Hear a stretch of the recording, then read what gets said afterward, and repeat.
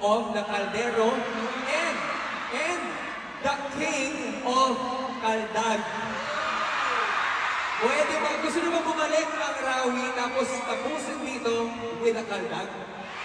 Yes. Tingnan natin.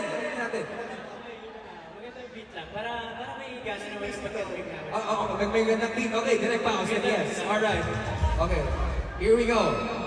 Once again, we got right here on Acer Day 2025, Rawi!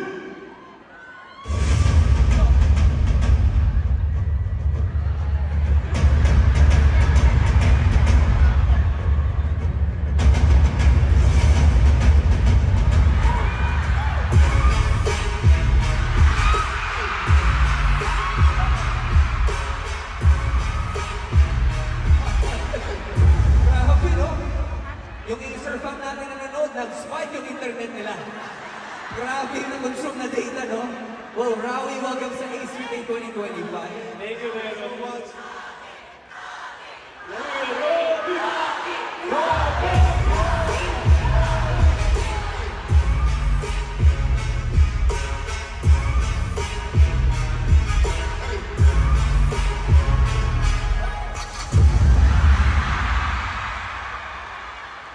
Gusto ko sumakit ang likod ko. Grabe na yung isip lang, napakaltag ko si Kuya Robby. Mahanda ng medic ah. Parang naglato-lato ah. Nakakatakot. Okay, bago bang punta yung usapan natin sa iba we just want to congratulate syempre all of the members of PBB right now. But Rawi, what's one personal barrier that you have recently broken this 2025? Go, Ralph. Nice pass. I mean, syempre for me, stage fright has always been such a big thing. Na palagi ako kinakabahan pag may mga mall show, pag may mga out-of-town kami na performance.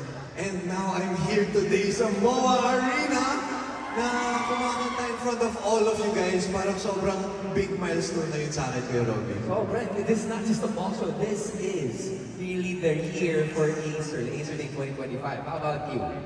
Copy paste. Hindi. Alam niyo naman, yung iba sa inyo siguro po na sobrang introvert ako before. Pero siguro yun yung isang na-break ko na ngayon.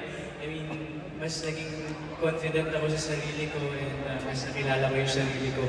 Kaya nandito po ako ngayon sa inyong harapan. Nangihingi po ng tulong. Sarap. Boto niyo po, BBS na ako. Nakatapos na, pero we are so happy for you guys and we'll be seeing more of stuff coming from Rawi later. Palakpakan po natin, Rawi! Thank you. Alright, thank you.